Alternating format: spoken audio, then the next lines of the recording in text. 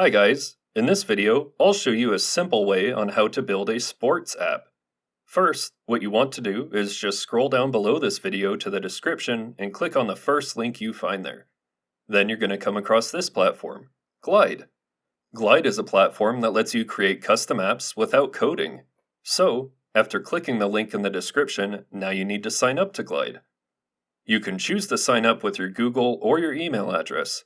Once you have completed the sign-up process, you will be directed to your Glide account. Now, creating a sports app in Glide is a straightforward process.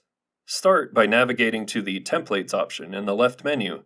This will take you to your template page where you can view any templates you've previously created.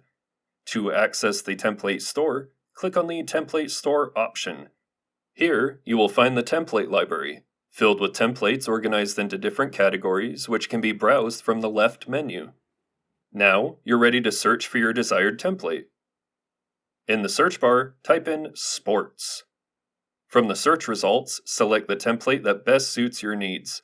For the purpose of this tutorial, we'll be selecting the first option, Sports Club. Upon selection, you will be led to a new page with the options Create this app and Preview displayed on the right side. Click on Create this app to proceed. This will direct you to the editor, where you can begin to customize your template. 3 customization options are available in the editor: Data, Layout, and Action. Under the Data section, you can modify the data in your app template.